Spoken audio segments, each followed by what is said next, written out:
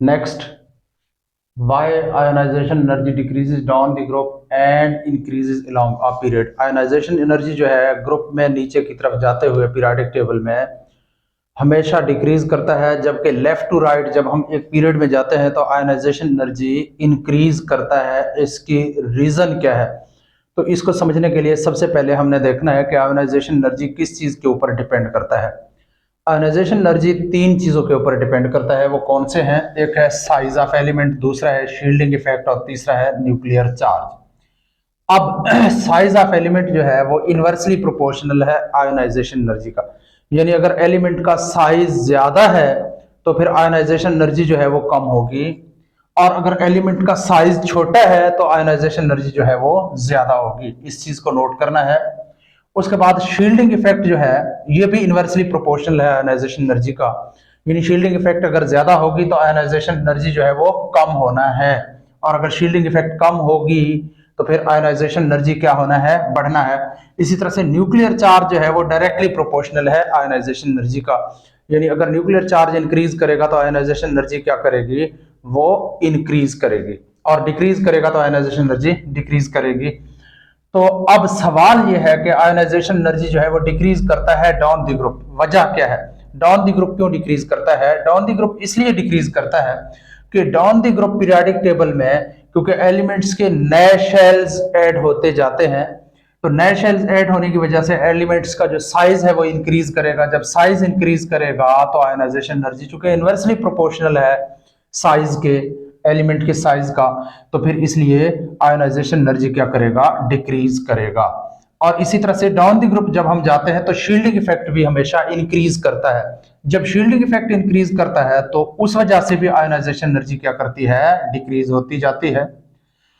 तो ये दो रीजन है, size of element increases down the group, shielding effect increases down the group. ये दो चीजें हैं, एक तो साइज जो है वो इंक्रीज करेगा, नंबर दो शील्डिंग इफेक्ट भी इंक्रीज करेगा down the group. For this ionization energy decreases down the group, इसलिए ionization energy down the group decrease करेगा। रीजन इसके क्योंकि मैंने रिलेशनशिप इनका मैंने ऊपर दिया हुआ है, तो आप ये रिलेशनशिप पहले नोट करके उसके बाद ये लिखेंगे।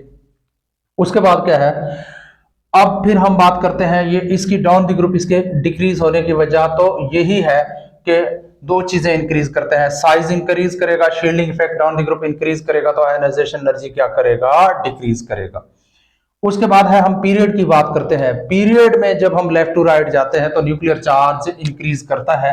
जैसे मेरे पास है दूसरे ग्रुप के element lithium, beryllium, boron, carbon, nitrogen, oxygen, fluorine और नियॉन।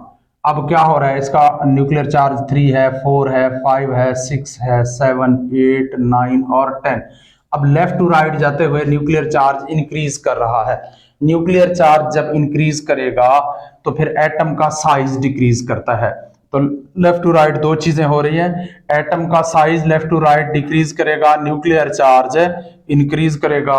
जब न्यूक्लियर चार्ज इंक्रीज करेगा तो न्यूक्लियर चार्ज डायरेक्टली प्रोपोर्शनल है आयोनाइजेशन एनर्जी के, और अगर साइज जो है वो डिक्रीज करेगा तो साइज इनवर्सली प्रोपोर्शनल है आयोनाइजेशन एनर्जी के। साइज का डिक्रीज करना और न्यूक्लियर चार्ज का इंक्रीज करना, ये रीजन है किसकी?